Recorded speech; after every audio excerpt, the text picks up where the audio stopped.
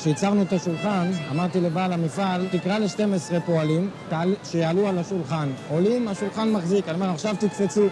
למה שתקפצו? כי זה מה שקורה פה בראש השנה. אתה נמצא בין 12,000 איש, כולם שרים ועולים ורוקדים וקופצים.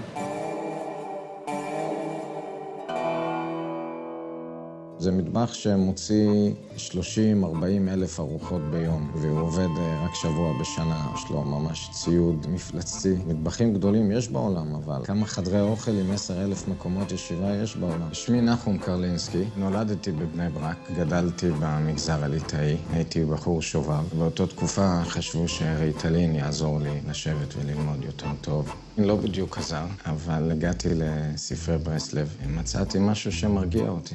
הנה, פה יש לנו קו חלוקה פעיל בחינם. המספרים פה הם כל כך בלתי נתפסים. זה מחסן. יש פה 14 קונטיינרים של ציוד.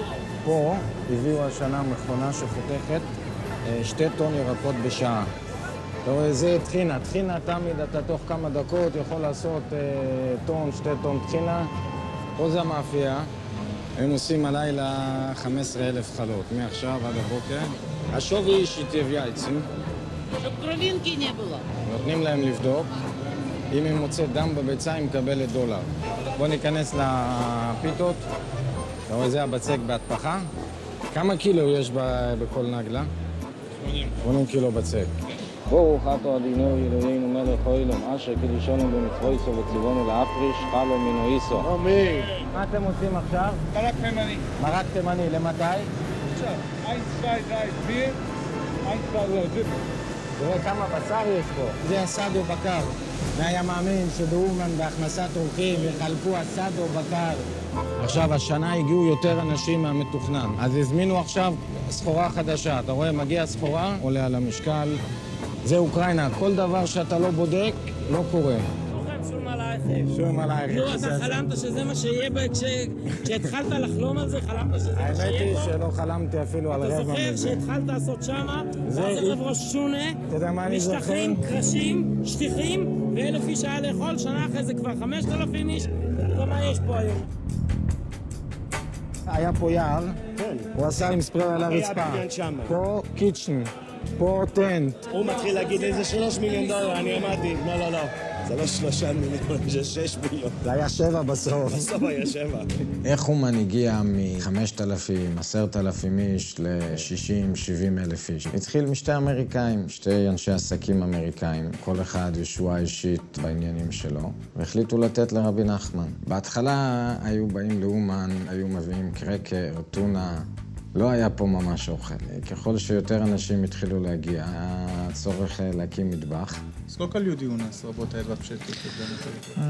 Ну, в сезон, когда сам праздник, раньше работало больше 600 человек, это только обслуживающего персонала. Подготовку к празднику начинаем за 5 месяцев до Рош-ха-Шана. А потом еще целый месяц или даже 1,5 идет уборка, чистка. זה הבניין דירות היהודי הראשון באומן. ברוכים הבאים לארמון. עכשיו זה במצב VIP. פה יש מיטה אחת, פה יש עוד מדף שהיה פה מיטה שנייה, פה מיטה שלישית, ופה מלמעלה מיטה רביעית. כמה החדר הזה? זה 10 מטר מרובע. זה 3.5 מטר מרובע בערך. כי המקלחת לא משתמשים כי זה משפריץ ויש במקווה מקלחת יותר טובה. לפני 20 שנה לא היה פה שום דבר, הכל היה מאוד סובייטי, מיסטר $1. כל התנאים הגשמיים פשוט לא היו פה. היה פה רק דבר אחד, היה כיסופין להגיע לצדיק. פה זה לא חופשה. רבנו הוא הצדיק היחיד שלקח על עצמו לתקן את כלל נשמות ישראל. וצדיק שיש לו תוכנית איך לקחת את אותם אנשים ולתקן אותם, אז אני חושב שמה שאנחנו יכולים לעשות זה רק לעזור לו להביא אותם לפה. אז בשביל זה צריך פה שדה תעופה, צריך פה עוד בתי כנסת, צריך פה עוד מקוואות, עוד מלונות. וכמה עולה פה הפרויקט הזה שאתה רוצה לעשות? $150 מיליון. זה לא דברים שאני רוצה לעשות, זה דברים שאני רוצה שיהיו פה. אם אף אחד אחר לא יעשה את זה, אני צריך לעשות את זה בעצמי. ברסלב זה החסידות שהשקיעה הכי הרבה כסף על קבר.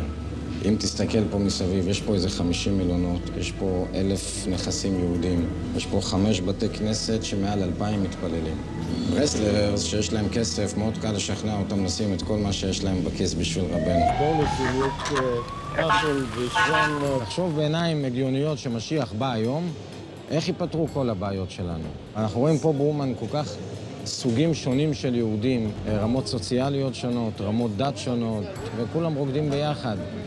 וכולם עומדים ליד הציון ובוכים ביחד ומתפללים ביחד בבית הכנסת. אם אתם רואים שחסידי ברסלב מועטים, יש פה רק 80,000 איש בראש השנה, אז אל תחשבו שזה הכל. אז נגיד בעוד 20 שנה כמה יבואו? 500,000. 500,000 איש יבואו. אולי אני ממית, אני לא מגזים בטוח. 500,000 איש שטוסו מהעולם לבוא לפה? כן.